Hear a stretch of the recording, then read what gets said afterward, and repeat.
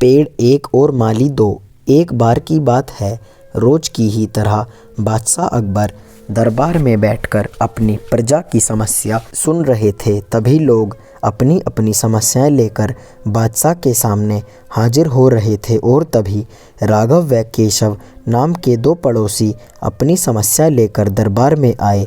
इन दोनों की समस्या की जड़ था इन दोनों के घर के बीच मौजूद फलों से लबालब भरा आम का पेड़।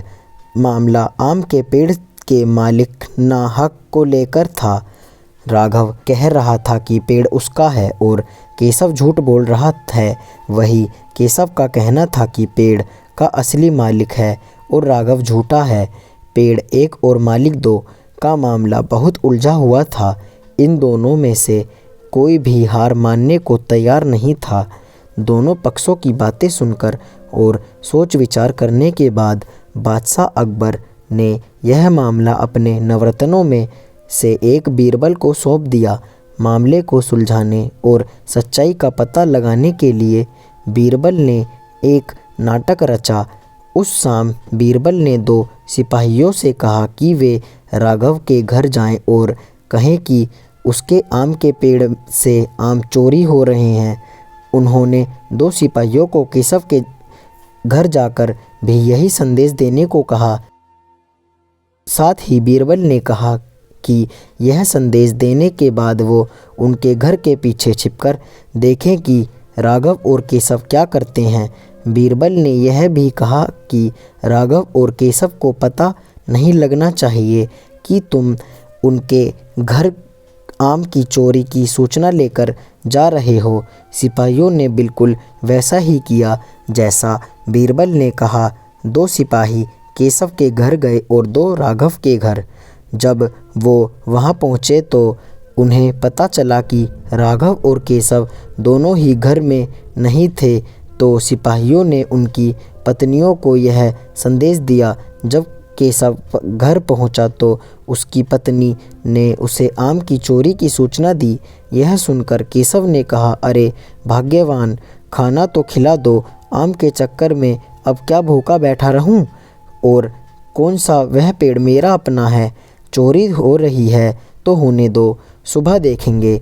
यह कहकर वह आराम से बैठकर खाना खाने लगा। वही जब राघव घर आया और उसकी पत्नी ने यह बात उसे बताई तो वह उल्टे पैर पेड़ की तरफ दौड़ पड़ा। उसकी पत्नी ने पीछे से आवाज़ लगाई, अरे खाना तो खा लीजिए। जिस पर राघव ने कहा, खाना तो सुबह भी खा सकता हूँ, लेकिन अगर आज आम चोरी हो गए तो मेरे पूरे साल की मेहनत पर पानी फिर जाएगा। सिपाहियों ने दोनों के घर के बाहर छिपकर यह सारा नज़ारा देखा और वापस दरबार जाकर बीरबल को बताया।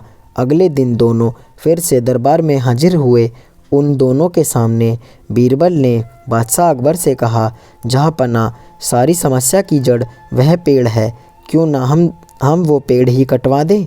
ना रहेगा बाँस ना बजेगी बाँसुरी। बादशाह अकबर ने इस बारे में राघव और केशव से पूछा, इस बारे में आप दोनों का क्या ख्याल है? इस पर केशव ने कहा, हुजूर आपकी हुकूमत है, आप जैसा कहेंगे मैं चुपचाप उसे स्वीकार कर लूँगा। वही राघव ने कहा, मालिक, मैंने 7 वर्ष तक उस पेड़ को सींचा है, आप चाहें तो उसे केशव को दे दीजिए, लेकिन कृपा करें उसे ना कटवाएं।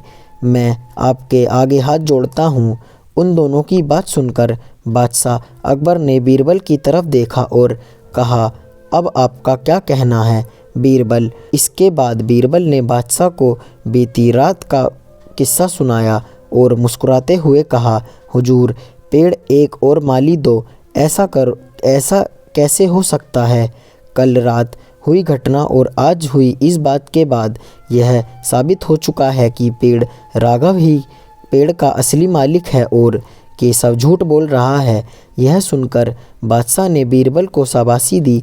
उन्होंने अपने हक के खातिर लड़ने के लिए राघव को बधाई दी और चोरी करने व झूठ बोलने के लिए केशव को जेल में बंद करने का आदेश दिया। कहानी से सीख, एक पेड़ और 2 माली। कहानी से हमें यह सीख मिलती है कि परिश्रम किए बिना छल से किसी और की चीज़ चुराने का अंजाम बुरा होता है। धन्यवाद।